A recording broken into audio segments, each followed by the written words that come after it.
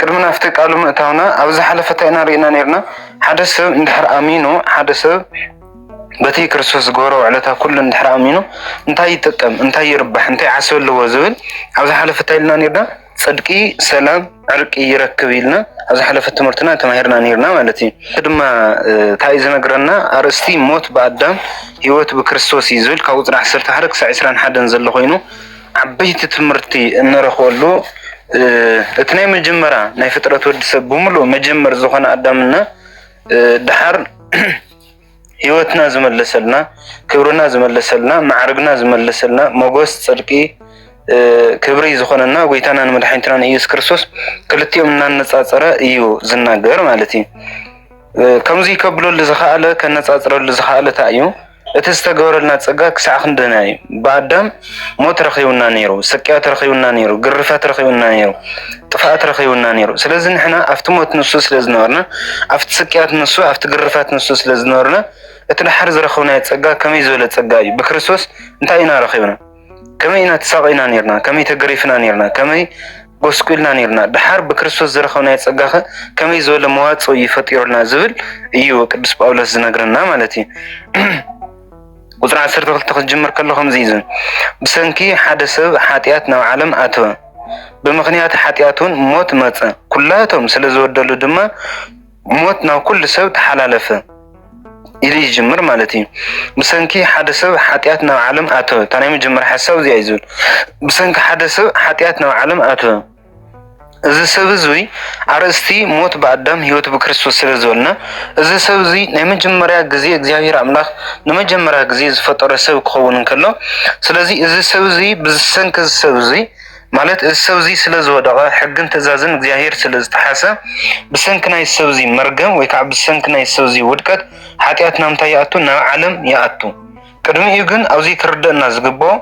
ኦሪት ዘፍጥረት ምዕራፍ 2 እግዚአብሔር አምላኽ ንኣዳም ዕፀ በለስ ከይበልዕ ዓዚዝዎ ነይሩ እዩ። ቅድሚ እዛ ዕፀ በለስ እዚኣ ምብላዓት ኣይነበረን ማለት እዩ። ብኻሊእ ይባሃላ ኃጢአት ዝበሃል ኣይነበረን፣ ውድቀት ዝበሃል ኣይነበረን፣ ጉስቁልና ዝበሃል ኣይነበረን፣ ድኽመት ዝበሃል ኣይነበረን። ኦሪት ዘፍጥረት ምዕራፍ 2 ክንሪአን ከለና እግዚአብሔር አምላኽ ንገነትን ንኣትክልታን ንገነትን ንማዕርጋን ንገነትን ንዙርያ መለሻን ሰም ጥራሕ ኣይኮነን ነቶም ኣብ ገነት ዘለዉ ኣዳምን ሔዋንን ከመይ ኣኽቢርዎም ከም ዝነበረ ከመይ ሞገስ ኮይንዎም ከም ዝነበረ ከመይ ማዕርግ ኮይንዎም ከም ዝነበረ ኦሪት ዘፍጥረት ምዕራፍ 2 ይነግረና እዩ። እንተኾነ ግን ኣዳም ክእዘዝ ከለዉ እዚ እንታይ ተባሂሉ እንድሕር ደኣ ካብ ናይ እግዚአብሔር ሕጊ እንድሕር ወፅዩ ካብ ናይ እግዚአብሔር ትእዛዝ እንድሕር ጥሒሱ ወፅዩ እዚ ኩሉ ዝነበረ ማዕርግ እዚ ኩሉ ዝነበረ ክብሪ እዚ ኩሉ ዝነበረ ሞገስ እዚ ኩሉ ዝነበረ ጸጋ ከም ዝስእኖ እግዚአብሔር ካብ እግዚአብሔር ከም ዝርሕቅ ካብ እግዚአብሔር ከም ዝፍለእ እታ ገነት ትበሃልን ጽባቐ ዝመልኣ ምድሪ ክብሪ ዝመልኣ ምድሪ ሞገስ ዝመልኣ ምድሪ እታ ገነት ትበሃል ኣዳምን ሔዋንን ከቢሮምላ ማዕሪጎምላ ዝነበሩ ቦታ እውን ከም ዝስእን እግዚአብሔር ቀዲሙ ተናጊርዎ ነይሩ። እንተኾነ ግን ኣዳም ኣይሰምዐን፣ እዚ ሕጊ እዚ ጥሒስዎ። ስለዚ ኃጢአት ዝበሃል ኣይነበረን፣ ውድቀት ዝበሃል ኣይነበረን፣ ርክሰት ዝበሃል ኣይነበረን። እዚ ሰብ እዙይ ምስ ሓጢአ ግን ወይ ከዓ ሰብ እዙይ ምስ በደለ እቲ በደል እንታይ ኣምፅኡ? ኃጢአት ኣምፅኡ። እቲ ኃጢአት ድማ እንታይ ኣምፅኡ? ሞት ኣምፅኡ ማለት እዩ። እዚ ቅዱስ ጳውሎስ እንታይ ዝብለሉ ብሰንኪ ሓደ ሰብ ኃጢአት ናብ ዓለም ኣተወ። ዓለም ክበሃል ከሎ እዚ እንታይ እዩ? ናብ ፍጥረት ወዲ ሰብ ናብ ብምሉእ ዓለም ዝብል ብቐዳማይ እውን ክርስቶስ ኣብ ብሉይ ኪዳን ዝብል ትምህርትና መጀመርያ ኣከባቢ ክንመሃር ከለና እውን ደጋጊመ ይነግረኩም ነይረ። ስለዚ ዓለም ማለት ብመጽሓፍ ቅዱስ ሰብ ማለት እዩ፣ ፍጥረት ወዲ ሰብ ብምሉእ። ስለዚ ብሰንኪ ሓደ ሰብ ኃጢአት ናብ ዓለም ኣተወ ክብለና እንከሎ ብሰንኪ ኣዳም ስለ ዝበደለ ኣዳም ሕጊ ስለ ዘፍረሰ ኃጢአት ናብ ምንታይ ኣተወ? ናብ ዓለም ኣተወ። ናብ ዓለም ኣተወ ማለት እዩ ማለት እዩ ናብ ፍጥረት ወዲ ሰብ ናብ ብምሉእ ኣተወ። ብምኽንያት ኃጢአት እውን ሞት መጸ። ስለዚ ኃጢአት ስለ ዝሰርሐ ካብ እግዚአብሔር ስለ ዝረሓቐ ካብ እግዚአብሔር ስለ ዝወፀ ካብ እግዚአብሔር ስለ ዝተፈለየ እቲ ኃጢአት እንታይ ኣምፅኡ? ሞት ኣምፅኡ። ኣብ ናይ ያዕቆብ መልእኽቲ ኣብ መጀመርያ ምዕራፍ 1 እንድሕሪናዮ ከምዚ እዩ ዝብል ትምኒት ኣሎ። መጀመርያ ትምኒት ፀኒሳ ኃጢአት ትወልድ፣ ኃጢአት ፀኒሳ ድማ ሞት ትወልድ እዩ ዝብለና። ኣዳምና ሔዋን ነታ ዕፀ በለስ ክሪእዋ ከለዉ ተመኒ ምን እዮም? መጀመርያ እታ ዕፅ ንሳ ወይ ከዓ ዓንፀይቲ ንሳ ሔዋን ንዓይና ክትረአያ ከሎ ካብቲ ዝኩሉ ዝተዋሃበቶ ጸጋ ካብቲ ዝኩሉ ክብሪ ካብቲ ዝኩሉ ዝተዋሃበቶ ሽልማት ካብኣ ዝበለፀት ኮይና ተራእያታ። ኣብ ድማ እንታይ ገይራ? ሰሪቓ በሊዓታ። ኣዳም እውን ልክዕ ከምኡ ማለት እዩ። ስለዚ ኣብዚ እንታይ ዝብለና ኣሎ? መጀመርያ ትምኒት ኣሎ። ዕፀ በለስ ክበልዑ እሞ በታ ዕፀ በለስ ንሳ በሊዖም ድማ ኣምላኽ ክኾኑ ናይ ባህሪ ኣምላኽ ክረኽቡ ኣብዙ ኣብቲ ናይ መጀመርያ ትምኒት ነይሩ ማለት እዩ። እታ ትምኒት ንሳ ፀኒሳ ተወሊዳ ሓጢኣት እቲ ሓጢኣት ድማ ዓስቢ ሓጢኣት ከም ኣብ ሮሜ ምዕራፍ 6 ከም ዘሎ ናብ ቅድሚትና ክንረኽቦ ኢና። ዓስቢ ሓጢኣት ድማ እንታይ እዩ? ሞት እዩ። ሓደ ሰብ ብሓጢኣት ተተመላሊሱ ብሓጢኣት ሂወቱ ሙሉእ እንድሕር ነይሩ እንታይ ይኸውልድ ዝኽእል? ሞት እዩ ክወልድ ዝኽእል። ስለዚ ኣብዚ እንታይ እዩ ዘለና? ብሰንኪ ሓደ ሰብ ሓጢኣት ናብ ዓለም ኣተወ ምስ በለ ብምክንያት ሓጢኣት እውን ሞት መፀ። ኩላቶም ስለ ዝወደሉ ድማ ሞት ናብ ኩሉ ሰብ ተመሓላለፈ። ኣዳም መጀመርያ በዲሉ ንበደሉ ድማ ሓጢኣት መፅዎ፣ ንሓጢኣቱ ድማ ሞት መፅዎ። ስለዚ ኣዳም ጥራሕ ኣይኮነን። ኣዳም በደለኛ ምስ ኮነ እቲ በደል ንሱ እቲ ሓጢኣት ንሱ ናብ ዓለም ኣትዩ ደልናዮ። ዓለም ድማ ፍጥረት ወዲ ሰብ ኩሉ እዩ ደልናዮ። ስለዚ ኩላቶም በደለኛታት ኮኑ፣ ኩላቶም ሓጢኣተኛታት ኮኑ፣ ኩላቶም ኣብ ትሕቲ መርገም ኮኑ፣ ኩላቶም ኣብ ትሕቲ ውድቀት ኮኑ፣ ኩላቶም ኣብ ትሕቲ ማእሰርቲ ኮኑ፣ ኩላቶም ኣብ ትሕቲ ጭቆና ኮኑ። እንታይ ስለ ዝገበሩ? ስለ ዝበደሉ፣ ብበደል ስለ ዝተመሓላለፉ፣ ሓጢኣት ስለ ዘምፁ መጨረሻ ድማ ነቲ ሓጢኣቶምን ነቲ በደሎምን እንታይ ስለ ዝተኸፈሉ ወይ ከዓ እንታይ ስለ ዝተዋሃቡ ሞት ስለ ዝተዋሃቡ ማለት እዩ። ኩላቶም በደለኛታት ተዋሃቡ ነቲ በደሎምን እንታይ ስለ ዝተኸፈሉ ወይ ከዓ ኩላቶም በደለኛታት ይትገራ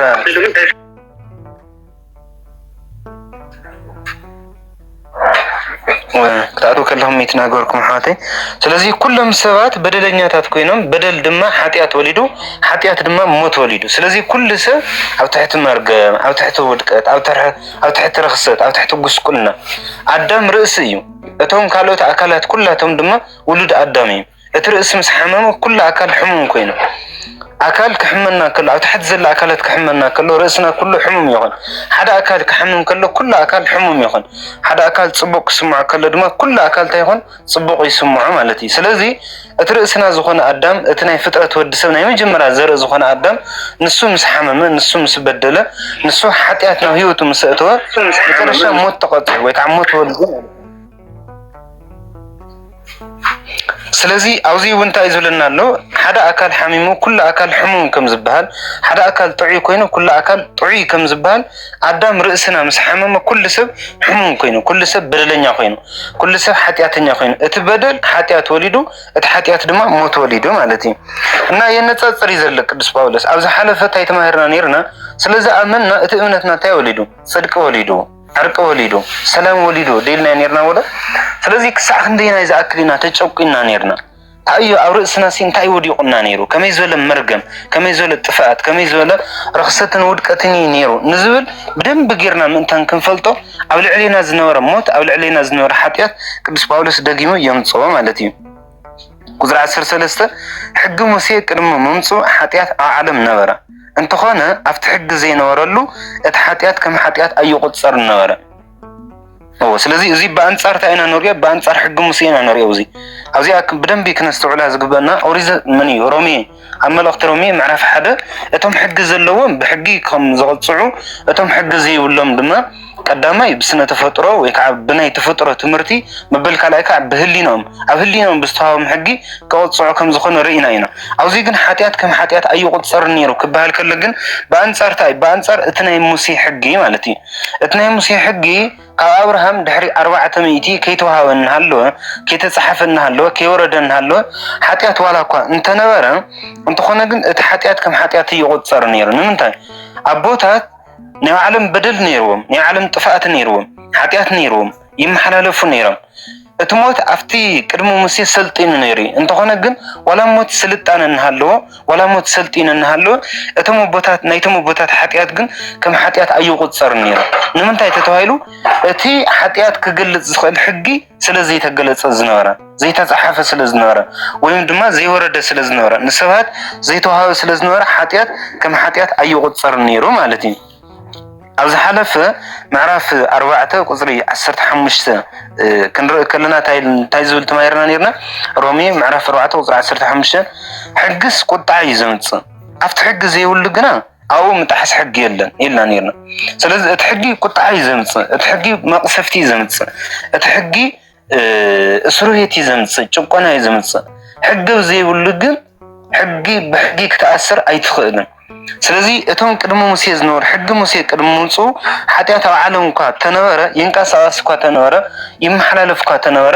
እንተኾነ ግን እቶም ዝነበሩ ኣቦታት እተን ዝነበሩ ኣዴታት ሓጢኣቶም ከም ሓጢኣት ኣይቆፀሩን ነይሮም ማለት በቲ ናይ ሙሴ ሕጊ ክቆፅዑ ኣይኽእሉን ነይሮም። እግዚኣብሔር ነዞም ሰባት እዚኣቶም ክቆፅዖም ዝኽእል በቲ ኣይትስረቕ ኣይትሓስብ ኣይትዘሙ ዝብል ሕጊ እንተይኮነ ክቆፅዖም ዝኽእል ሲ ብምንታይ ክቆፅዖም ዝኽእል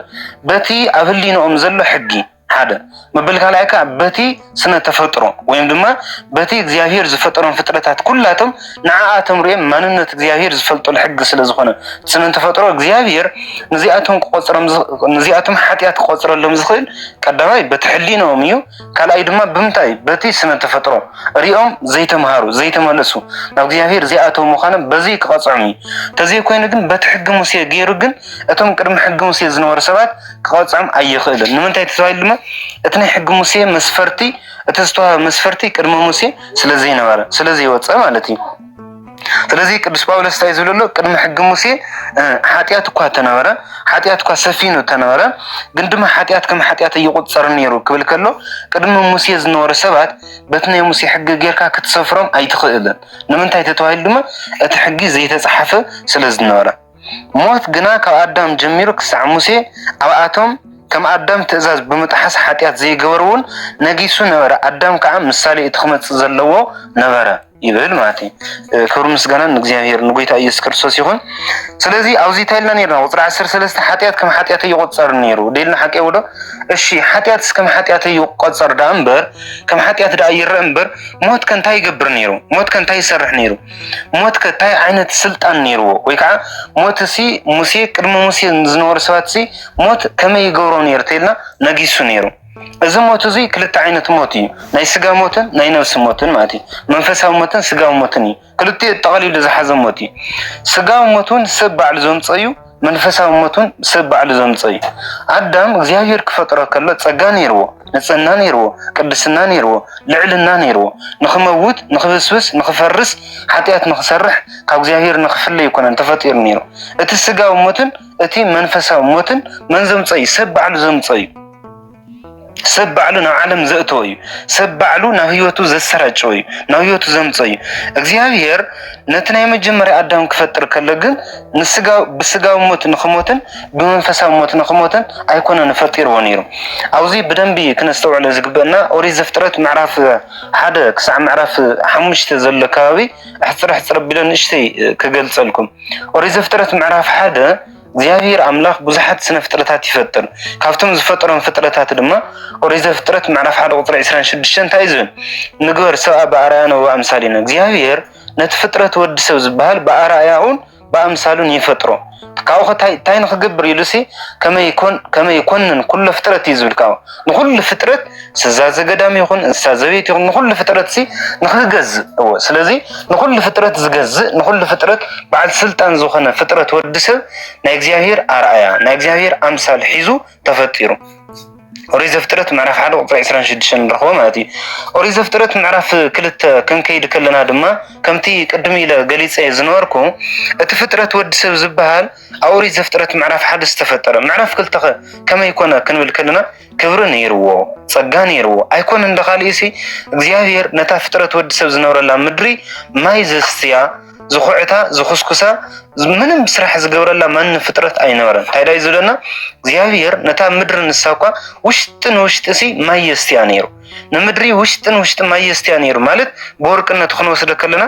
ነቲ ፍጥረት ወዲ ሰብ ውሽጥን ውሽጥ እግዚአብሔር ብፀጋ መሊእዎ ነይሩ ብክብሪ መሊእዎ ነይሩ ብማዕርግ መሊእዎ ነይሩ ብሞገስ መሊእዎ ነይሩ ብመንፈስ ቅዱስ መሊእዎ ነይሩ ውሽጥን ውሽጥ እንትናይ ኣዳም ህይወት ነቲ ናይ ሔዋን ህይወት ሲ ውሽጥን ውሽጥ ህይወቶም ሲ እግዚአብሔር ኣማዕሪግዎም ነይሩ እግዚአብሔር ኣኽቢርዎም ነይሩ ብኩሉ ፀጋውን ሸፊንዎም ነይሩ። እንተኾነ ግን ኣብዛ ምዕራፍ እዚኣ ኣዳም ሕጊ ንኸይትሕስ ግን ይነገር እቲ ሕጊ ንሳ እንድሕር ጥሒስዋ ግን ክልተ ዓይነት ሞት ከም ዝመውት እግዚአብሔር ሕጊ ይነግሮ ንሱ ድማ እንታይ እዩ ስጋዊ ሞትን መንፈሳዊ ሞትን ኣዳም ኣይቀነየን ምዕራፍ 3 እቲ ሕጊ ንሳ ከም ዝጣሓሳ ንርኢ ምዕራፍ 3 ስለዚ ምዕራፍ 2 እና ምዕራፍ 3 ኦሪት ዘፍጥረት ክንርአን ከለና ክልቲኡ የደንግፅ እዩ ምዕራፍ 2 ብፀጋ بموجوس بخبري بمعرق تشفين زنور آدم معرف سلسته جن كافت حقي إجزاهير كافت تزاز إجزاهير وصيون هاديمون تفلين كنريا كلنا آدم من هيوان ترح زوانا مخانم فلتو يزولنا إجزاهير كافت ترح زوانا مخان يدحننا اتزقى زنورة اتزنورة كبري اتزنورة موجوس اتزنورة معرق اتزنورة منفس قدوس كافت آدم من هيوان مستفلي ترح زوانا مكونو بملو تتسقى تقنططة كاوخة معرف روعة قطتها نخيل معرف روعة كيدنا دما أدام النهيوان قائلن أبيلن زبهالو كل التسوات يولدو قائلنا أبيل زبهالو أبيل سناي زخنا لبي سناي زخنا هيوت بتسقى زتملا بمنفس قدس تحصر هيوت حيزو يولد قائل بأنصار دما كفاءات زلوه تنكل زلوه حماق نجر زحسب بحماق نجر زملالس حيزو يولد ازم كل تسوات زياتهم كل لب حيزو مستولدو كل حساب حيزو مستولدو كل أفلالاي كل أكل حيزو مستولدو نايمتاي وتصيتي قائل كفو أبيل السناي نمنتاي كوينو سرو مسرتو ناي كفاءتن ناي سناي لبن كافي موتسي ندحريلنا كافتني أدام هيوان مرقمي أدام مسترقمه ناي موت كتموت يخا سقاو متن منفساو متن تواهيدو سلازنورة اتم مجمريا زولدوهم قلعو كلتا لب حزم توليدم من أبيلنا قائل أدامنا هيوان كاو እግዚአብሔር مستفليو كاو እግዚአብሔር مسرحقو زنورم ጸጋ زنورم موغوس زنورم معحق زنورم منفس قدس مستفليوم كمتي كاو እግዚአብሔር تفليوم كلتا أكال زخونو اتم زولدوهم قلعون كلتا أكال كلتا حساب كلتا لبي كلتا هيوت كلتا كايدا كلتا منفس حزم استولدو قلعو كوينو وزيد دحرتاي دحر مرقم زلو معرف حمشت نخيل معرف حمشت كيدا دما بزحات بوتات له كافتم بوتات نساتهم حدا ما تسالا نلعن ما تسالا زبال سواي تولد او عبي 900 سنه 9 عامت قبره كاوخ موته معرف حمشت ندحريهم اكل كندوز عامت قبره موته كندوز عامت قبره موته نايسو هيو التاريخ تاخوين موته خوين موداتو እዚ ሁሉ 900 ዓመት ምድር ተቀሚጥ ካሲ መጨረሻ ሞተ ኮይኑ ወዘተ ተረፈቀ ሞተ ብቻ ኮይኑ እዚ ሁሉ ሞተ ወይም ድማ እዚ ሁሉ ጠፈ ስጋው ሞትን እዚ መንፈሳው ሞትን ከምታይ ሞጽ ታይ መሰረቱ በኸመይ ተላዒሉ ወይም ድማ በኸመይ ሞጽ እንድሕርና እትመርገመኝ ይሕዙን ታይ ስለዝኾነ እንድሕርዳ ካብዛ ዕንፀይቲ እዚኣ በሊዕኻ ጸጋ ተተፈልይካ ክብር ተተፈልይካ መንፈስ ቅዱስ ተተፈልይካ ይተዋይሉ ክልተ ሞት ከጋጥመካ ንሱ እንታይ ስጋው ሞትን መንፈሳው ሞትን እምበኣርከ ፍጥረት ወድሰብ ካብ እግዚአብሔር ምስተፈለየ ካብ እግዚአብሔር ምስራሓቀ ጸጋ መንፈስ ቅዱስ ካብ ልዕሊ ምስወፀ ናይ ሰብ ህይወት ታሪክ ታይ ኮይኑ ተወለደ ዓበየ ሞተ ኮይኑ ካብዚ ዝኸፍእ ድማ ምዕራፍ 6 ክንከይድ ከለና ድማ ፍጥረት ወድሰብ ደቂ እግዚአብሔርን ደቂ ሰባትን ተዋሂሎም ተጸውዖም እቶም ደቂ እግዚአብሔር ዝተዋሃሉ ደቂ ሴት እዮም እቶም ደቂ ሰባት ተዋሃሉ ድማ ደቂ ቃየል እዮም ደቂ ሰባት ዝተዋሃሉ ስጋው ሐሳብ ስጋው ኑሮ ስጋው ምምላስ ብቻ ይገብሩ ስለዝነበሩ እዩ ደቂ እግዚአብሔር ዝተዋሃሉ ደቂ ሴት ድማ ናይ እግዚአብሔር ሐሳብ ናይ እግዚአብሔር ረድኤት ናይ እግዚአብሔር ትእዛዝ ይፍጽሙ ስለዝነበሩ ኣብዚ ሰዓቱ እዚ ደቂ እግዚአብሔርና ደቂ ሰብ ክልቲኦም ተኾይኖም ተሓዋዊሶም ናው ብዙሞት በኸፋት በተንኮል በሕማቅ ነገር ህይወተም ተመላልሰም እግዚአብሔር ምድሪ ኩሉ ፍጥረት ወድሰብ በሙሉ ካብ ዝዓበየ ክሳዕ ዝናእሰ ካብ ህፃንነቱ ጀሚሩ ክሳዕ አረጊቱ ካብ ወደ 4 ዓመት 3 ዓመት ጀሚሩ ክሳዕ 53 ዓመት ዘሎ በሙሉ ክፋአት ስለዝኾነ ተንኮል ስለዝኾነ ሕማቅ ነገር ስለዝመስረተ እግዚአብሔር ታይሉ ሰብ ስጋ እዩሞ ደጊም መንፈሰይ አውዚ አይሕደረን ኢሉ መንፈሱ አልዒሉ ብዘይካ ሸመንተ ፍጥረት በሙሉ ኣብ ምድሪ ዝነበረ ፍጥረት ናይ ሴት ይኹን ናይ ቃየል ይኹን እግዚአብሔር ብማይ አይገር ጽግፈ ቢሉ አጥፊዎ እግዚአብሔር ካብዚ ይድሕነና ስለዚህ ናይ አዳም ህይወት ታሪክ ሲታይ ኮነ ይደግም በደንብ ከነስተውዕለ ዝግበና አዳምማ በዲሉ ድሕር ምብዳሉኸ ኃጢአት ሞጽ ድሕር ኃጢአት ከታይ ሞጽ ሞት ሞጽ أبيل بموت تقصيه بسجاو موت بدحريو معرف حمش زلوا أبوتات بملهم بسجاو موت تقصيهم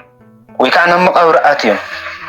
معرف شدش زلوا بملهم دما كأوز جدده بزي كاتن شمون تفترتها بسجاو موتن بمنفسه موتن بملهم تجلفهم زيادير كابزا مدرزيا بما يهجروا أطفيوه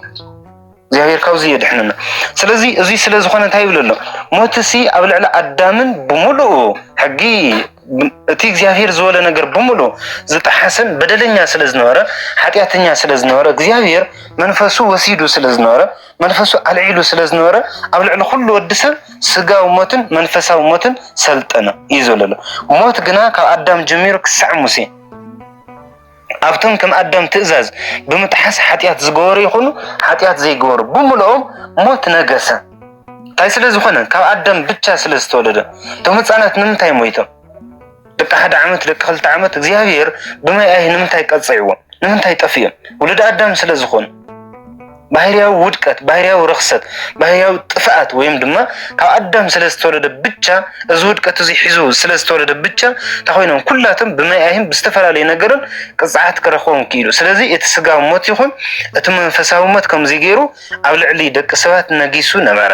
ስልጣን ነበሮ የስቅቆም ይጭቁኖም የጥፍኦም ነበረ ብጣዕሚ የጥፍኦም ብጣዕሚ የስቅቆም ነበረ ስለዚ ሞት ግና ካብ ኣዳም ጀሚር ክሳዕ ሙሴ ኩሎም ኣፍቶም ዝወደሉ ይኹኑ ኣፍቶም ዘይወደሉ ይኹኑ ነጊሱ ነበረ ኣዳም ከዓ ምሳሌ ናይቲ ክመጽእ ዘለዎ ነበረ ይብል ኣዳም ከዓ ናይቲ ክመጽእ ዘለዎ ምሳሌ ነበረ ናይ መኒ ናይ ክርስቶስ እዚ ምሳሌ ክበሃል ከሎ ሓደ ዓይነት ምሳሌ ይኩነን እዚ ኣቦታት እዮም ዝልዎ አንጻራዊ ምሳሌ እዩ ዝበሃል እዚ አንጻራዊ ምሳሌ ማለት እቲ ቀዳማይን እቲ ካልኣይን ክትመስሎ ከለኻ እቲ ዝነበረው ህይወት ነንወንቲ ግን ድማ ንእሽተይ ዘረኸው ነገር አለው በአንጻሩ ግን እቲ ቀዳማይ ካልእ እዩ እቲ መብል ካልኣይ ካልእ ኣብ ካልእ ህይወት እዩ ግን ድማ እዚ ታይ ዝበሃል አንጻራዊ ምሳሌ ወይም ድማ ዘይራኸብ ምሳሌ ኢሎም ኣቦታት ይጽውዕዎ ማለት እዩ ስለዚ ኣዳም ከዓ ምሳሌ ናይቲ ክመጽእ ዘለዎ ነበረ أو بأنصار دما أدم نايت خمت زلوا مسالي نورا قبل كله ناي كريستوس مسالي بجات يكون سي أدم ناي فترة ودس مسالي وني بملو ناي فتي دحر أدم كفتر زلوا فترة ودس بملو ويك عناي تستفتر ودس بملو أدم أمثالي ويم دما ناتو مجمري جماري رأسي نودس بمتاي مسل أدم وريز فترة معرف كل تتا يتواهلو حقين تزازين دحر هاللغة بهيوت كتنبريخا قدسنا ناتكاي مغوس ناتكاي منفس قدس ناتكاي وريز اليوم معرف 10 ساعات وصل 10 ساعات ترينا زهلك يكرتا وريز زهلك 10 ساعات 10 ساعات زل ترينا يومكم يزول لك عمتنا قدام استهلا حقين تزازين زحلو بملو بهيوت كنبريو يزول سلازي كم تقدام مجمرة زنورة أفتي صبو كنتات زنورة حقين تزازين حليو زنورة سب هيوت يركب عرقي يركب سلام يركب بانصار دما كم ادم زودقت خوينو دما اف تحت تشقونا لا اف تحت بارنت له اف تحت ودقت له ግን ድማ እትናይ መጀመሪያ አዳም እቲ መጀመሪያ ዝነበረ ህይወት ታሪኩ ቆሞ ከመስል ዝኻለ ሓደ ስጋ ዝለበሰኳ አይተረኸበን ከምቲ መጀመሪያ ጸጋ ተመሊኡ ዝነበረ መንፈስ ቅዱስ ተመሊኡ ዝነበረ ማዕረግ ዝነበረ ክብር ዝነበረ ቆሞ ብክብሪ ብሞገስ ብጸጋ መንፈስ ቅዱስ ዝተኸለለ ኣብ ቅድሚ እግዚአብሔር ብሞገስን ብጥበብን ከዓቢ بمنفس قدوس كعبي استرخب السبقن يلم كل سنة أدم بمتى مسيلو ببدلو بتشا مسيلو ببدلو أدم بدله خمس خنا كل ود سود ما لك خمبو كم أدم تايكوين بدله خوينو مالتي سلزي كم زيزون جنات سجاج زيافيرن اتبدلن حدا يكونن ببدل حدث بزحات كم زموتو اتتسجاج زيافيرن اتبخم استوهذا نايت حدث بقويتانا يسوع كريستوس ترخه وهو تتسجى أبو زحات يمن أبو زح عالو كرم سجانا نشم يخون نحنا كم نقعزو نحنا كم نحسو نحنا كم نخافو نحنا كم نتنقلو زيافير كم ناتنا حساب كم ناتنا تنقل كم ناتنا كفاءة تزخدنا نيرو بتعمي كبير نيرو ولدي بتعمي زفتو أنا كان كل جزيز الناقر ولو بمحرتك برديتك بشرنتك دامبر بناتنا مقوار يكونن بيت كريستيان نو كومناليتي يتحضر وتذكر النجزيو بوست منجستك بكما تذكر كل فيها توزيمان كتب لك الله فيها توزيمان كم استذكر كايو كم زرح رح خلو قدامي هيوت من قد نخرئي من قد هيوت كم زخون كايو كتب لك الله خاوتاتون تذكر النجزيو بوست منجستك زياهير أملاخ أمنجستك تذكر النخ كتب لك الله بناتنا محرت بناتنا رديئت بناتنا هيوت قنت يكون سي بنايمن بناتك قوري بكم مهرتك أملاكنا وأكو بكم أبسانا بناتنا بدل بناتنا أبسا بناتنا حتيات يكون سي كم محرتك كم رديئتك كم شرنتك تذكرنا اتفياتاو زيمان أمل تمسكل ديون هالو ولا كا شفتا تخونه ولا كا بدلنيا تخونه ولا كا ونجلنيا تخونه ولا كا بتنا إسرائيل مسفرتي كعكن كلو بدلنيا خوينو ولا كا تترخوا بناتك محرت بناتك رديت كم استذكر كايو نهيوت كم زمرح خايو قويتاي نعين كلاتنا نون تاينا نالنا نصلي بمحرتك تذكرني برديتك حسبني لبعض نخداويتكم يزن روحك معات وزه مرات وتصادق أملاكنا نمحات زرحقة نمحرات نرديت نتصدقي نقدسنا نخبري زقروا أملاكنا كبروا مسجانا نشم يقول أريد زتصات معرف 3 سنة 4 نمسيح قلت صلوا كلك زياهير كم يلو سمياني مهاري ومستسايل يلو شميسي يلو سمياني مهاري ومستسايل شميسي محرن يقربها لني شمك زياهير تأيو تتوهيلكم مهاري ومستسايل هم تلو وتصادق أملاكنا شمكا منيو كولا كله مسي شميما محري شميما يقرب هالي شميما دق أبات شميما كم نايسب بدل كم نايسب حتيات كم نايسب رخصت كم نايسب ودكات زي كون كزوج عزسي زي كون كزرقسي بناتي محرت بناتي رديت نسب زمح ريزن سلزو زي تايلو لقنا تسقاك زيافيرن اتبدل حدا معري يكونن أدم ولا كوا تبدله أدم ولا كوا حق زياهير تتحسه أدم ولا كوا كق زياهير وصا أنت خنا جن تسجع زياهير جن كم يكونه يمنا يوزح با يمنا يعبب با يمنا يولد با هو تسجع زياهيرن بدل أدمن حد يكونه كأوقات أيزل ببدل حدث بزحات كم زماتو تتسجع زياهير أتي بخوم استوهذا ريو بدل حدث نقولاتنا لكيمنا كلاتنا ولد أدم سلزخنا كل تاي تايلو قص إلو تايلو ودي قو تايلو في اللي حاوي زمن شوكات خوين صحف اللهم يها وريز افترت معرف حمشتك وصرخلت تاي كم زور ريو كاقصر حد الجميرو أدم نسيت وليدو ميبل زي كما أرآيه وزي كما أمثاليه يزو دم بريوه زي كما أرآيه وزي كما أمثاليه بناتو أرآيان بناتو ملك عنسي أدم نمن وليدو نسيت وليدو كابين هاي كم استغيرنا ريحنا ده وريد افترت معرف حد وقصر 26 تايز بالنيرو نقول سواء بأرآيان هو أمثالين يز بالنيرو وريد افترت معرف 20 حد نزياهير سنفترت كفتر كله بناتو أرآيان بناتو أمثالني فطيرو نيرو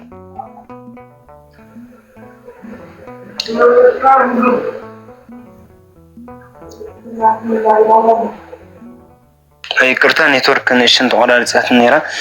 سلزي زياهير مجمرة بناتو أرآيا بناتو ملك بناتو أمثال يفطير نيرو زفترت معرف حمشت مسكدنا جن ودكت مسمتة طفأت مسمتة رخصت مسمتة وسكولنا مسمتة جن أدم كم يولدهم ناتو أرآيا ناتو ملكعن ناتو أمثال زحزة من ولد السيت ولدوا أرآيا أمثال ملكع خبري موجس كاو زياهير نفسنا نوجس كلنا نودكت كمي كم استمع حلالفه كمي كم زود غيره سلزي تعيزوا له حدا يكونن أدم ولا كوا بدلني يكون بر أدم ولا كوا طفأتني يكون بر أدم سلزي بدله كفتني أدم بدل كفتني أدم طفأت كفتني أدم قسكولنا كفتني أدم ودكتسي نعمل يزولس نجزيافير محرد نجزيافير رديت أتي بخوم استجورلنا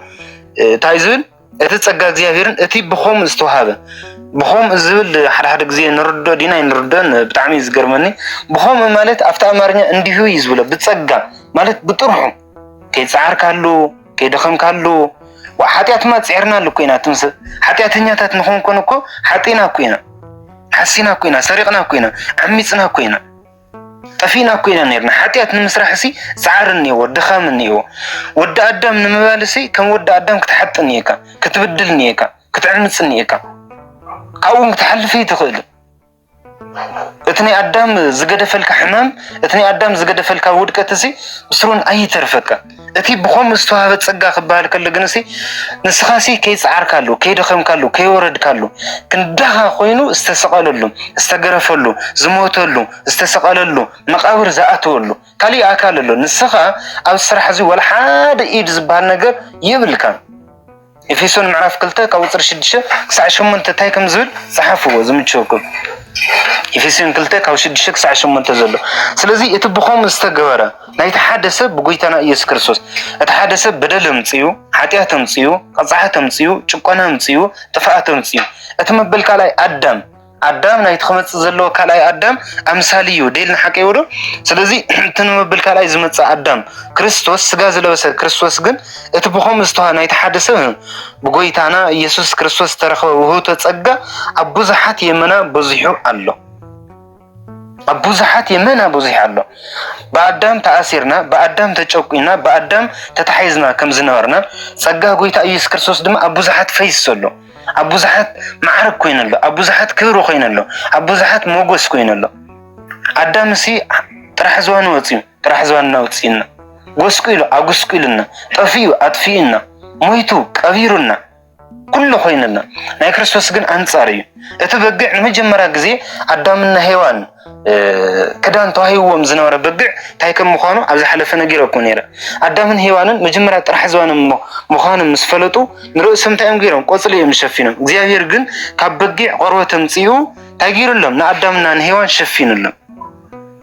ንግዚኡ አዳምና ሔዋን ዝሽፈኑሉ ናይ በግዕ መኽደን ወይ ከዓ ናይ በግዕ ቆርበት እኳ ተነበረ እቲ ዋና ትርጉሙ ግን እንታይ እዩ ንሕና ካብ ዝነበርናዮ መቕንጣት ካብ ዝነበርናዮ ውድቀት ካብ ዝነበርናዮ ራቆት ካብ ዝነበርናዮ ርክሰትን ካብ ዝነበርናዮ ጥፍኣትን ሞፂኡ ሞገስ ክኾነና ዝኽእል ማዕረግ ዝኾነና ክዳን ዝኾነና መብልዕ ዝኾነና መስተ ዝኾነና ድጋፍ ዝኾነና ምርኩስ ዝኾነና መን እዩ ጎይታ ኢየሱስ ክርስቶስ እዩ እምበኣርከ እዙይ እቲ የመና በዚሑ ዝብለሎ የመና በዚሑ ቅዱስ ጳውሎስ ነዚ ነገር እዙይ ኣብ ቀዳማይ ጢሞቴዎስ ምዕራፍ 1 ካብ ቁጽሪ 12 ዘሎ ጀሚርና ክነንብብ ከለና ከምዚ እዩ ዝብል በተለይ ድማ ቁጽሪ 13 ጀሚርና ኣነ ቀደም ስም ጎይታ ዝጸርፍን ዘሳጉግን ዝገፍዕን እንተነበርኩ እኳ ሰኣን ፍልጠትን ሰኣን ምእመንን ነዚ ስለ ዝገበርኩ ምሕረት ረኸብኩ ኣብ ርእሲ እቲ ብክርስቶስ ኢየሱስ ዝረኸብናዮ እምነትን ፍቅርን ጸጋ ጎይታና ኣባና ብዘይ መጠን በዝሐ ኢየሱስ ክርስቶስ ንሓጣን ከድሕን መጸ ዝብል ቃል እሙንን ኩሉ ሰብ ክቕበሎ ዝግባእን እዩ ኣነ ከዓ ካብ ኩሉ ዝገደድኩ ሓጢኣተኛ እየ በዚ ምኽንያት እዙይ ድማ እየ ኣነ ምሕረት ዝረኸብኩ ኢየሱስ ክርስቶስ ነተወሰን ዘይብሉ ትዕግስቱ ቅድም ኣባይ ካብ ኩሉ ዝገደድኩ ሓጢኣተኛ ንዝኾንኩ ብምግላጽ ነቶም ናይ ዘለኣለም ህይወት ክረኽቡ ኢሎም ብኡ ዝኣምኑ መርኣያ ገበረኒ ነቲ ናይ ዘለኣለም ንጉስ ዘይመውት ዘይረብ በይኑ ኣምላኽ ዝኾነ ንዘለኣለም ዓለም ክብርን ምስጋናን ይኹኖ ኣሜን ዋላ እኳ ሓጢኣተኛ ተነበርኩ መሳደዲ መሳቀይ ገራፊ ሕግን ትእዛዝን እግዚአብሔር ዋላ እኳ ዝጥሕስ ተነበርኩ ፍቅሪ ኢየሱስ ክርስቶስ ኣብ ልዕለይ ግን ብዘይ መጠን እዩ ዝብለሎ ብዘይ መጠን የመና በዝሐ ሓደ ግዜ ሲ ፍቅሪ ኢየሱስ ክርስቶስ ምናልባት ዘይርድእና እየ ዝብል ኣነ ምናልባት ሲ ኣብቲ ኣይሁዳውነት ዘይነበርና ዶ ንኸውን እቲ ጉስቁልና እቲ ጥፍኣት እቲ ዝነበረ ውድቀት ዘይንፈልጦ ዶ ንኸውን ይብል እሞ ግን ድማ ሙይስ ምልስ ኢሉ ንርእሰይ ዝምለሰለ መልሲ ከዓ ግን እኮ ዋላ ክርስቲያን ኮይንካ ተኸታሊ ክርስቶስ ኮይንካ ኣባኻ ዝተገበረልካ ምሕረት ኣባኻ ዝተገበረልካ ርህራሄ ኣባኻ ዝተገበረልካ እግዚአብሔር ኣምላኽ ብመለኮታዊ ትዕግስቱ ገይሩ ነቲ በደልካ ነቲ ሓጢኣትካ ይቕረ ከም ዝበለልካ እንተዘይፈሊጥካ ኣበይ እሞ ክርስቲያን ክትበሃል ኣበይ እሞ ተኸታሊ ክርስቶስ ክትበሃል ኣይሁዳዊ እንዲኻ እኒኢኻ ፈሪሳዊ እንዲኻ እኒኢኻ ሰዱቃዊ እንዲኻ እኒኢኻ ምክንያቱ ምሕረት ክርስቶስ ኣይተረድአካን ምሕረት ክርስቶስ ኣይተገለጸልካን ክርስቶስ ንዓኻ ክብል ዝረኸበ ስቅያት ዝረኸበ ግርፋት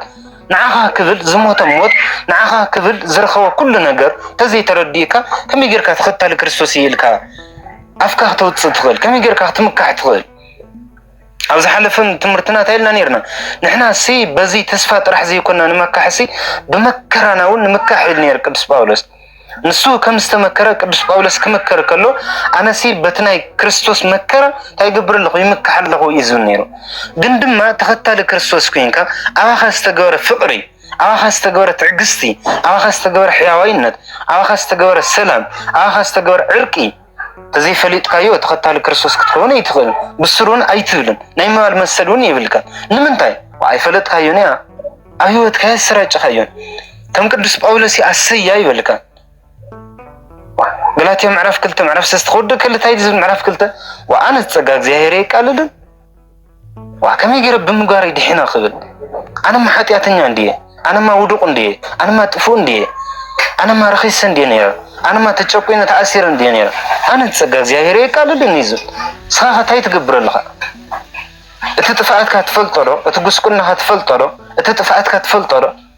ክርስቶስ ከአባኻ ዝገበሮ ምሕረት አባኻ ዝገበሮ ረድኤት አባኻ ዝገበሮ ቸርነት ትፈልጥ ዶ ከም ቅዱስ ጳውሎስ ድያ አነ ጸጋ እግዚአብሔር አይቃልልን ንብልልናሲ ወይስ ካብ ወፂና ብናይ ዓልና ህይወት ብናይ ዓልና ግብሪ እናልና ንምካሐልና በደንብ ጌርና ነስተውዕሎ ደለና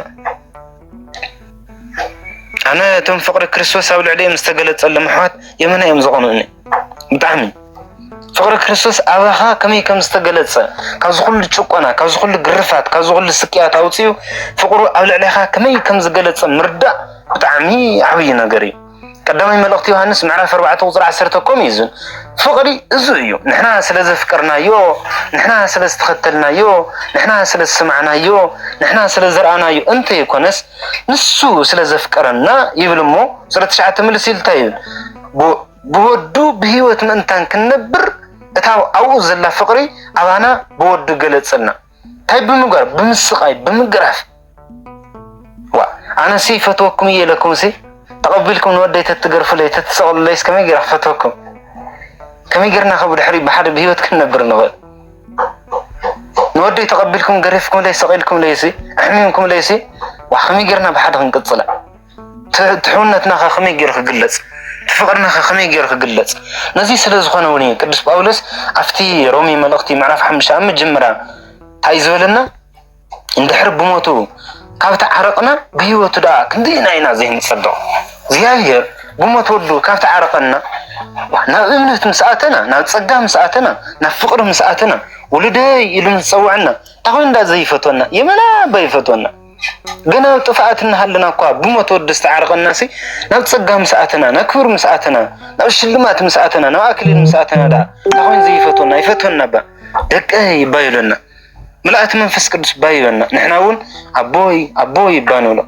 نسون ولده يولنا سلازي بحثيرو تفقر كريستوس ازويو اتي بتسقى استرخوا وهوتو كم سعبين نايتي بحادثة وزمتة حاتيات ايكونا بحاتيات حادثة وزمتة فردي كناني اسعابة دحر بزحي حاتيات سواها تسقى صدقي افري كورون مسجانا نشم يخون قدما يكورنتس معرف 15 كاقصر 21 كسع 22 تنزلو كم زيزون قدما يكورنتس معرف 15 مزي زخيد حساب سلا زخونيه قدما يكورنتس 15 كاع 21 22 تنزلو كم زيزون كمتي كلاتهم بأدم زموتو كم دما كلاتهم بكريستوس هيوان كون ايون كمتي كلاتهم بأدم زموتو كلاتهم دما بكريستوس هيوان كون ايون زرعسران حدا ملسي لخا سلازي كمتي بحادث موت زمتص كومو خا تنساي موتان بحادث يزمتص ريهم ودو ادم زمص سعبين كريستوس كن زمص صقا ايكونه انديل حقي ودو اتزمص حاتيات اتزمص بدل كنانين فردن موتن كمزه سعبه كريستوس زمص صقا كريستوس زمص محرت كريستوس زمص وهبتو اتي بخوم استقبلنا يختاي يفريلنا صدقي يفريلنا صدقي يفريلنا يوحنس وانجيل 10 تايكم زول صحف لي يوحنس وانجيل معرف 10 قدر 10 كريستوس انت امتي بتصدق سي انت يشلمنا انت يغيرنا زبل قدس يوحنس وانجيلاوي معرف 10 قدر 10 بدنب يغلصو سلازي ادم تايمسيو سلازي حطيه بدلኛ ስለዝኾነ ፍርድን ኩነኔን አምጽዩ አሲርና ጨቁይንና ቀቲልና ገሪፍና አሳቂና ክርስቶስ ግን بصقو تيمصنا صدق فريلنا صدق خطاي زفري سلام عرقي نت تصقا نت بكنتو ويكع بخومو بكنتو مالت بنصا مالتي ምንም ዘይግበርናሉ ዘይጻርናሉ ዘይደኸምናሉ ማለት እዩ ስለዚህ በሆም استقبلنا يتصقا بخوم استوهبنا يوهوቶ ንሱ ክርስቶስ ብድሕሪታ ይወሊድና ሰላም ወሊድና عرقي ወሊድና كبري وليدنا رايو معنا في 10 قصر 10 تايكم زي يوحنس وانجيل رايو اتي سراق جنا كسرقن كقتلن كطفن انت زي كوين ايمصني انا جنا هيوت منتي كرخون منتي كوز حلوم يزمصخو سراق زمصه مجمرا دياولس موصينا ادم زسحاتو لاي نخغبري نخسرق نخطف نخغوساقلنا نخدخمنا اب تحت حاتيات اب تحت بارنت اب تحت ጭቆና نخእتونا ክርስቶስ كن منتاي موصيو هيوتنا نخزح هيوتنا نخمعل بهيوت كنبر بهيوت كنقصل سلام كمص عرق كمص ስለዚህ እትዝመፀ በደል ከም ትጸጋ ኣይኮነን ደልና ቁጥር 15 16 ከታ ይብልሎ እቲ በደል ተስዒው ፍርድን ኩነኔን ኣስዒው እቲ ውህብቶኸ እቲ ብእምነት ተቀበልናይ ውህብቶኸ ጸጋ ኣፍርዩ ክብርን ምስጋናን ንሽሙ ይኹን ሞት ብሰንኪ ሓጢአት ሓደ ሰብ ካብ ነገሰ ረይዎ ሞት ብሰንኪ ሓጢአት ሓደ ሰብ ካብ ነገሰ እቶም ብዙሕ ጸጋ እግዚአብሔርን ውህብቶ ጽድቅን ዝረኸቡ ደኣ በቲ ሓደ ሰብ ኢየሱስ ክርስቶስ ኣብ ህይወት ክንደይ ኣውሊፆም ዘይነግሱ ይነግሱባ በአዳም ካብ ሞትና በአዳም ካብ ተገረፍና በአዳም ካብ ተሳቀና ብሰንኪ አዳም ኣብ ልዕሊና ሞት ካብ ነገሰ ብሰንኪ ክርስቶስ ወይ ከዓ ብሳላ ክርስቶስ ደኣ ኣብ ልዕሊና ህይወት ከመይ ዘይነግስ ይነግስባ አዳም በዲሉ ድሕሪ በደል ሓጢአት መፅዩ ድሕሪ ሓጢአት ሞት መፅዩ ድሕሪ ሞት ሲኦል መፅዩ ግርፋት መፅዩ ጭቆና መፅዩ እወ ድሕሪኡ ክርስቶስ ድማ እንታይ መፅዩ ጽድቅ መፅዩ ጽድቅ መፅዩ ዕረፍቲ መፅይልና ሰላም መፅይልና ክብሪ መፅይልና ህይወት መፅይልና ክብሪ ምስጋና ንሽም ይኹን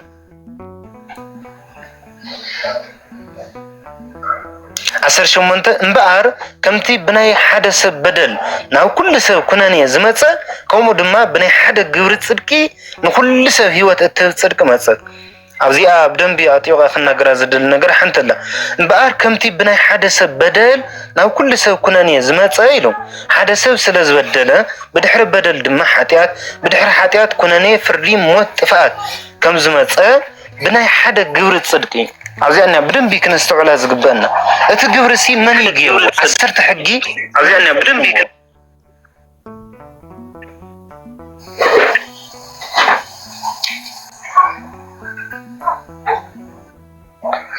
اتي نمسيت وهي وزنور عسرت حقي من يفصيمو نسو من يفصيمنا من يصدقنا من يقدسنا زبل عزي بدنبي قدس باولس نغيرواي تايلو بناي حدا غبرت صدقي هو بجورة يتصدقون كبهالك الله حد جزيمة سقول عقب زي وتصقرها خي مسلكم عقب زي وتصقرها أي بجورة أي يتصدقون بجورة تصدق زهل كريستوسي نعنا بجوري نخن تصدق كمتي كدس باولس أفيليبس اسمه لوقتو نعي هيوت مالت كريستوسيو إلو زجلتو بجورة تصدقي بناي كريستوس تصدقي نخن تصدق زجورنا نسوي كورم مسكنا نشمي يخون تايزول اللوزي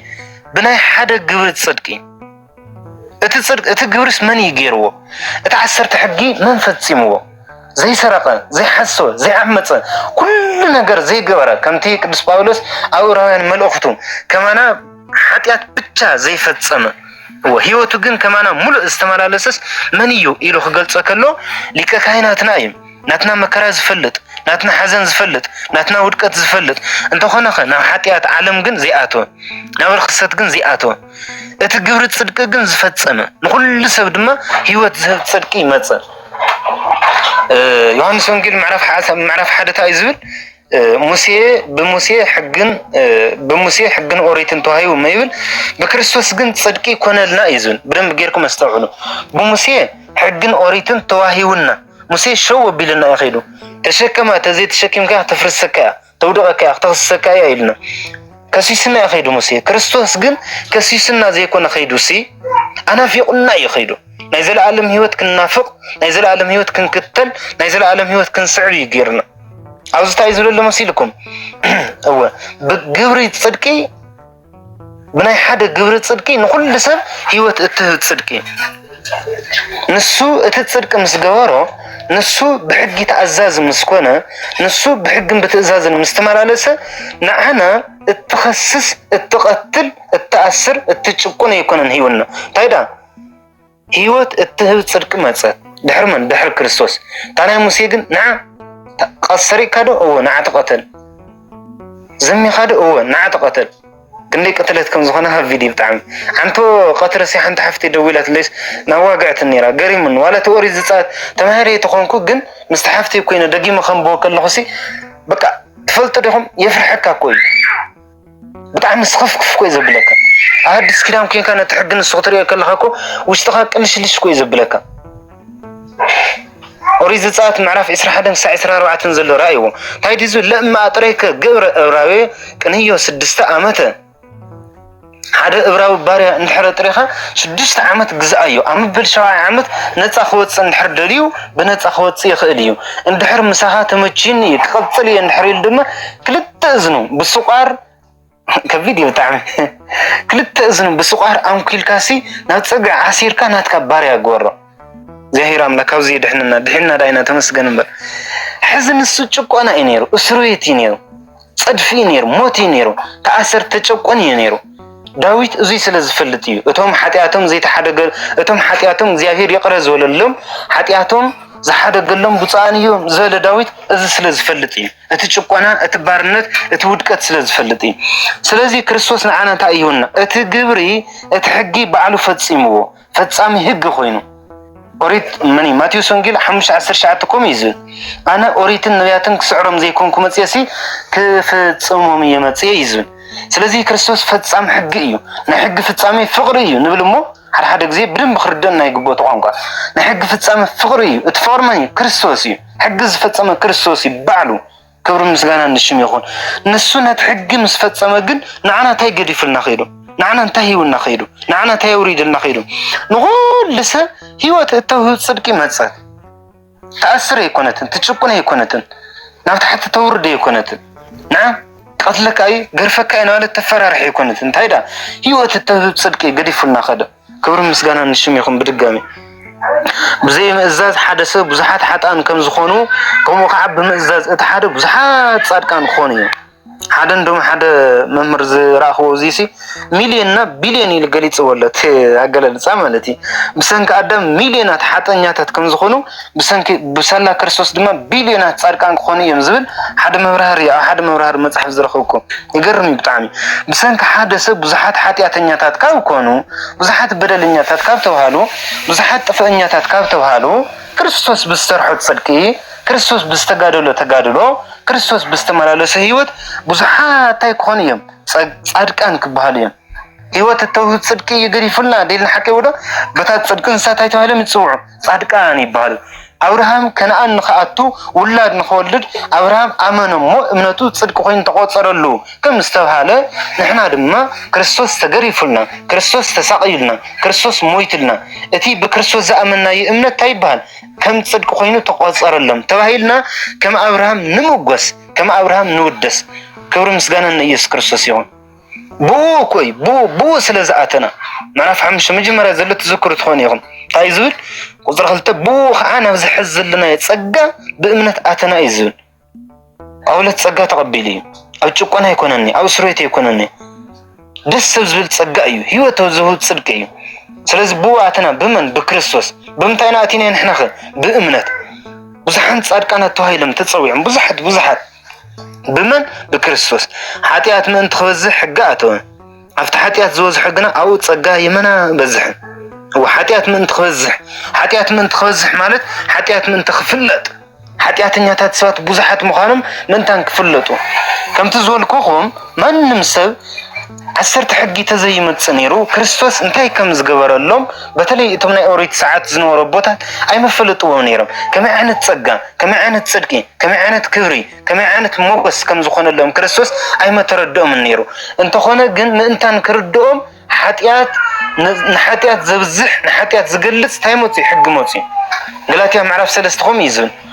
امنت تسفان بتلي تسفان هالوس انت قبر داي حق زمص يبلمو حق ما حاتيات كم زلخ فلت نسب حاتياتنيا مخان خنقر سب حاتياتنيا سراقي زماوي قتال نفس مخانو كنقرن حاتيات كغلصن يزمص من حقي سلازي حاتيات من تخبزح مالت سب حاتياتنيا مخانو كناقر حاتياتو كغلصلو حاتياتو كردو حاتياتو كبرهرهلو حقاتو كأسر كتشكون حاتياتنيا خنا ولا اغر خاك خلقك رس خاك خلقك هو افتح حاتيات زوز حقن دس لك حقن افتح حاتيات زوز حقن تصقا እግዚአብሔር يمنا بزح افتح حاتيات زوز حق تصقا እግዚአብሔር بزح كمزي كبحال كله ግን موسى منيو قدوس باولوس معرف 6 ቁጥር 1 كمزي يزل امو انتي ነው تصقا من تخبزح دو حاتيات تصقا من تخبزح حاتياتنا غبرنا دو ننبر يون ايفالنا نحنا كحاتيات فتسمنا تفلينا الناس كم إلنا دا حزا حاتيات كننبر حدا حدا قزي قدوس إفريمون أو نايسوني وداسي مريم ترقم وي هوا هاللوت بزهت حاتيات بهيت بزهت صقاق زياهيريلو نقرنا قدوس إفريم بأنصارو أفت حاتيات أفت رخصت أفت ودكت زلو محرت زياهير رديت زياهير صقاق زياهير كم زلو ሰብ ወላ ይውደቅ ሰብ ወላ ይጥፋ ሰብ ወላ ይርከስ እግዚአብሔር ግን በመሕረቱ በረድኤቱ ብጸግኡ ታይ ከም ዝገብሮ ከም ዘጽድቆ ከም ዝፈልየ ተናጊሩ ግን ድማ ከምዚ ክበሃል ከሎ ብዙሕ ሰብ አለ ዝሽወል ጸጋ እንድሕር ሃልዩ ምሕረት እንድሕር ሃልዩ ንምንታይ ዳ ብሓጢአት ዘይንመላለስ ሓጢአት ንግበር ማለት እዩ ተኸተልቲ ክርስቶስ ስለ ዝኾናሲ ክርስቶስ መንታና መንታ ሓጢአትና ተሓታት ማለት እዩ ብሓጢአት ንመላለስ ማለት እዩ ኣይፋልናን ካብ ሓጢአት ተፈሊና ንዋላስ ከመይ ጌርና ሓጢአት ክንገብር ወይ ናይ ጸጋ ሰብዬ ናይ ጸጋ ተኸታሊ ኣብ ውሽጢ ጸጋ እየ ክትብል ከለኻ እኮ ብኻሊእ ባህለታይ ማለት እዩ ዋ ካብ ሓጢአት ወፅየ ማለት ኮይ ካብ ሓጢአት ወፅየ ኢልካ ተሓስብ ተኾይንካ ሓጢአት ክትሰርሕ ኣይትኽእልን ስለዚህ ኣይፋሉን ስለዚህ ከምቲ ሓጢአት ሞት ብምምጻእ ዝነገሰ ስለዚህ ከምቲ ሓጢአት ሞት ብምምጻእ ዝነገሰ ጸጋ እግዚአብሔር ከዓ ከምኡ ብጎይታና በኢየሱስ ክርስቶስ ጎይታና ብጽድቂ ንዘለዓለም ህይወት ክነግስ እዩ ይስ አዳም በዲሉ አዳም ሓጢአት አምፂ አዳም ፍርድን ኩነኔን ጥፋአትን ሞት አምፂው በአንጻሩ ድማ ጸጋ ጎይታናን መድኃኒትናን ኢየሱስ ክርስቶስ ድማ ናይ ዘለዓለም ህይወት 5500 ዘመን ይኮነን ታይዳ ናይ ዘለዓለም ህይወት ከውርሰና ከጽድቀና ሰላም ከወና ዕርቅ ከወና ፍትሕ ከወና ዝኽእል ጽድቂ አምፂው ክርስቶስ ታይዝወካ ጸጋ ይወካ እቲ ጸጋ በእምነት ተቀበሉ በእምነት ተቀብልካ ታይሎ መከራ አለ ኣብ መከራ ትዕግስት ኣብ ትዕግስት መጨረሻ ተስፋ አለ እታ ተስፋ ግን ኣይተሕፍርን ናይ ዘለዓለም ህይወት እያ ናይ ዘለዓለም ዕረፍት እያ ናይ ዘለዓለም ክብር እያ ጠቅልል ብዝበለ ካብ ቁጥር 12 ጀሚርና ክሳብ ቁጥር 21 ጠቅልል ብዝበለ አርእስተ ታይና ኢልናዮ ሞት በአዳም ህይወት በክርስቶስ አዳም ሞት ከምጽእ ከሎ ክርስቶስ ህይወት አምጽእ አዳም ኃጢአት ከምጽእ ከሎ ክርስቶስ ጽድቅ አምጽእ አዳም በደል ከምጽእ ከሎ ክርስቶስ ጽድቅ አምጽእ ክርስቶስ ዕረፍት አምጽእ ክርስቶስ ሰላም አምጽእ አዳም በደልን ኃጢአትን አምጽእ ሞት ከፍርደልና ከሎ ክርስቶስ ሰላም ዕርቂ ጽድቂ አምጽእ ህይወት አፍሪዱና ዘይአምን በወልድ ቦ ህይወት ዘለዓለም ይዝን በወልድ ዘአምን ናይ ዘለዓለም ህይወት አለዎ ኣብዚ ምድር ዚንሃለዎ ታይገር ህይወት አለዎ ዕረፍት አለዎ ክብር አለዎ ናብ እግዚአብሔር ኣብ ዘይካኑ ስክተጽሕ ስለዚህ ትኽእል ስለዚህ መሪሕ መንገዲ ይኾነካ ህይወት ይኾነካ ክብር ይኾነካ ዕረፍት ይኾነካ አዳም ተኸታል እንድሕር ኮይንካ ግን መጨረሻኻ ሞት እዩ መጨረሻኻ ጥፋኣት እዩ መጨረሻኻ ታ እዩ ውድቀት እዩ እዚ ጸጋዚ እዚ ምሕረት እዚ ድማ ዘተኣማምን እዩ በዓል ቅልጽም እዩ ቅዱስ ጳውሎስ ዕብራውያን ምዕራፍ 7 ከምኡ ይዝብል ንሕና በትሕዚ ሒዝና ዘለና እምነት ናብ ቅድስተ ቅዱሳን ንኽንኣቱ ታይና ርግጸኛታት ኢና ንሕና ዘጠራጠረ ይኮነ ከም ዘካርያስ ቅድስተ ቅዱሳን ምስኣተወ ናይ ቅዱስ ገብርኤል ቃል ሰሚዑ ተጠራጢሩ ኣፉ ለጉሙ ዝወፅእ ክርስቶስ ኣይኮነን ዘለና كما أبيل دم زخصص كريستوس يكونن كما أدم نموت نم مقابر نم تفات زمرح تيكونن سي تدا نم هيوت نم عرفتي نم سلام نم عرقي زمرح قويتا يسوع كريستوس سلت كله علته زياهير مثلا ويتانا مدحنيتنا إياس كريستوس سلت صدقو سلت سلامو سلت عرفتو سلت كل نجارو زياهير أملخنا كرون مسكانا نيمسحيو زياهير أملخنا ويتانا مدحنيتنا إياس كريستوس نتنا سلام يخمو سلام كهونا نتنا عرق يخمو عرق عدلنا نتنا هيوت يخمو هيوت كهونا كم تي من قد صدقن من قد حقن من قد هيوتني يزول كنا بمن قد خمر حنا بالرخاء تونا سفراون الدالي خدنا يخمو نفتس تدالو السفرة بواخا غيرنا كنعتو مساعتنا دما ما ندخلنا تعطيك يوسدنا تصدق حلونا برديتك حلونا كم مسكنا زياهير يخون وصلت